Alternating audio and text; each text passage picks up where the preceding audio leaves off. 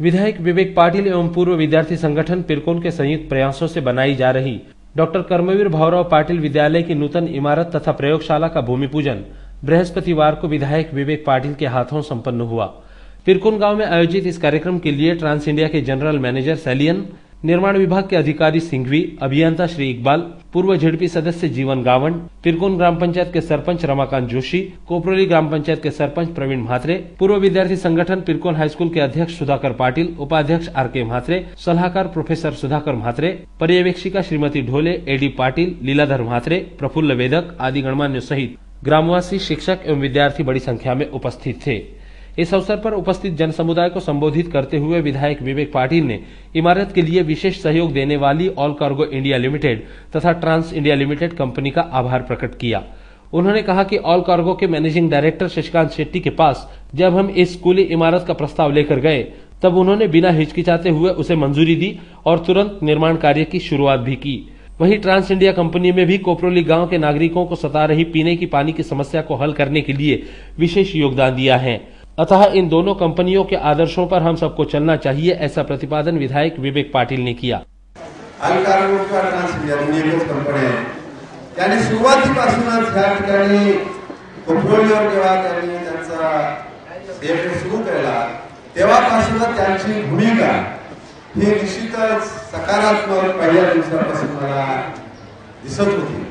अगदी कोपरोलीच्या पाणी पुरवठ्यासाठी लोकवर्गणीचा 1 लाखाचा चेक भरण्यापासून त्यांनी सुरुवात केली आणि ज्याने एक चांगल्या पद्धतीनं, चांगल्या हेतूनं, चांगलं उद्दिष्ट डोळ्यासमोर ठेवून त्यांच्याकडे गेले त्याला मला वाटतं सगळ्यांना त्यांनी मदत केलेली आहे आणि ह्या शाळेसाठी सुद्धा त्याने मदत करावी म्हणून आम्ही सर्व माझे विद्यार्थी संघटनाचे पदाधिकारी जीवन गावंड आणि सुधाकर पाटील बाकी सर्व मंडळी आम्ही जेव्हा त्याला भेटलो मला वाटतं त्याने 1 मिनिटाचा देखील वेळ न घेता आम्ही ह्या शाळेसाठी सुद्धा चांगली मदत करू, आमची टीम उद्यापासूनच कामाला लावतो अशा प्रकारचं त्यांनी जाहीरपणे ग्वाही दिली आणि ती ग्वाही नव्हती तर 1.5 महिन्याच्या आत या ठिकाणी कामाला देखील सुरुवात झालेली आहे। ही गोष्ट या ठिकाणी अत्यंत महत्त्वाची म्हणून त्यांना आपण धन्यवाद दिलेले आहेत। श्री पाटिल ने आगे यह भी कहा कि हमारे स्कूल में शिक्षा का स्तर बढ़ाने के लिए हमें सेमी इंग्लिश शिक्षा पद्धति स्वीकार करनी होगी और वो सभी शैक्षणिक सुविधा प्रदान करनी होगी जो निजी स्कूलों में दी जाती हैं। त्याच्यामुळे आता ह्या शाळेमध्ये शिकत असताना विद्यार्थ्यांना एक चांगलं दर्जेदार शिक्षण देण्याची गरज आहे। आपण सांगितलं, मी चौकशी केली, 8वी पासून आपण सेमी इंग्रजी सुरू केलेली आहे। तर आता सर्वसाधारणपणे मराठी शाळेतले विद्यार्थी पालक जे आहेत ते मराठी शाळेत पाठवायला तयार नाहीत। इंग्लिश माध्यमाच्या शाळा फुल चालायला लागल्या, मराठी शाळेतल्या विद्यार्थ्यांचा कल कमी व्हायला। त्यासाठी विधानसभेत देखील मांडला आणि शासनाने देखील त्याला मान्यता दिली की आपल्या साऱ्या शाळांमधनं आता सेमी इंग्रजी सुरू करावं लागेल, कारण सेमी इंग्रजीमध्ये मराठी पण राहते आणि इंग्रजी पण राहते आणि त्याच्यामुळे तशा प्रकारची सुरुवात तुम्ही केलेली आहे। ठिकाणी 8वी पासून सुरू केली आहे, 5वी पासून पण पुढच्या वेळेस करणार, त्याच्यावर आपल्याला निश्चितपणे भर द्यावा लागणार आहे। आणि ही शाळा माझं नेहमी म्हणणे आहे, या ठिकाणी तालुक्यातल्या, औरंगाबाद तालुक्यातल्या, परभणी तालुक्यातल्या सर्व प्राथमिक शाळा, जिल्हा परिषदेच्या या सुद्धा आधुनिक आणि दर्जेदार शिक्षण देणाऱ्या झाल्या पाहिजेत म्हणून आम्ही पण प्रयत्न करतोय। त्या शाळेतल्या विद्यार्थ्यांना चांगलं मिळालं पाहिजे म्हणून आपण तालुका शिक्षण समिती आहे, त्याच्यात सुधाकर पाटील आहेत, ते आपण संपूर्ण शिक्षकांच्या बैठका घेऊन त्या ठिकाणी शाळेचं बाह्यरूप, अंतर्गत रूप हे सर्व बदलण्याचा आपण त्या ठिकाणी प्रयत्न करतोय। आणि ह्या साऱ्या प्रयत्नांचं आपल्या सर्वांचं उद्दिष्ट एकच असलं पाहिजे की जे प्रत्येक शाळेमध्ये मी मांडतो की नव्याने येणाऱ्या खाजगी संस्थांच्या शाळांमध्ये लाखो रुपये डोनेशन आणि 1000 रुपये फी घेऊन ज्या स्टँडर्डचं दर्जाचं शिक्षण दिलं जात आहे तशाच प्रकारचं शिक्षण आपल्या शाळांमधनं सुद्धा दिलं गेलं पाहिजे। ह्याची जबाबदारी तुमची आणि आमची सर्वांची आहे। त्याच्यापैकी आमची जबाबदारी इमारतीच्या रूपाने जवळजवळ पूर्णत्वाला आपण घेत आहोत। अजून काय आधुनिक दर्जेदार शैक्षणिक साहित्य लागणार आहे त्या संदर्भात देखील आपण निश्चितपणे प्रयत्न करू, त्या कामात देखील सगळं आपल्याला प्रयत्न करते।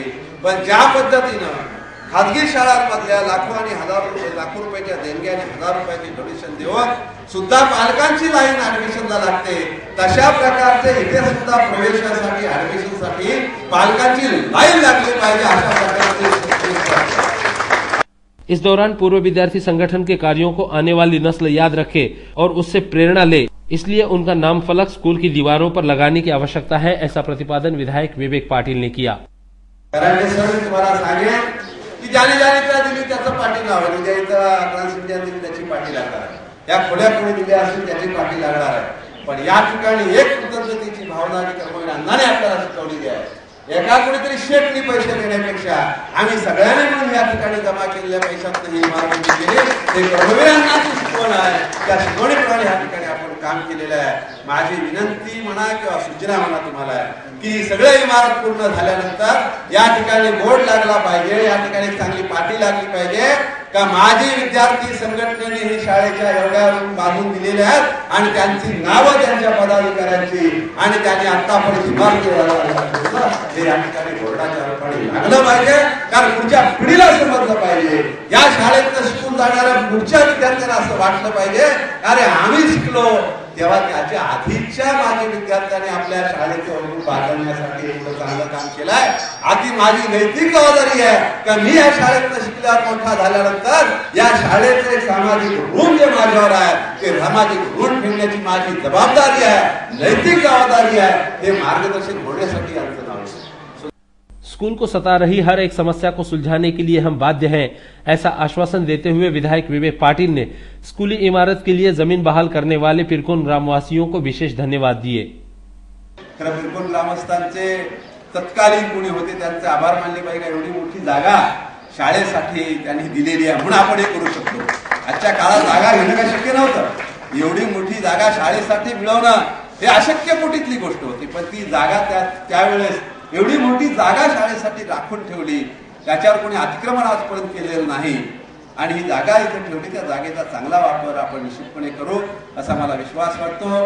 पुन्हा एकदा ट्रान्स इंडियाचे managing director chairman Shri Shashikant Shetty आणि त्यांचे सर्व सहकारी यांना पुन्हा एकदा धन्यवाद देतो आणि या शाळा ही आपल्या उरण तालुक्यातलीच नव्हे तर आपल्या जिल्ह्यातली नव्हे तर राज्यातली एक नंबरची शाळा करण्याचा प्रयत्न आपण या ठिकाणी करूया अशा प्रकारची विनंती मला सूचना करतो, आपली रजा घेतो। जय हिंद।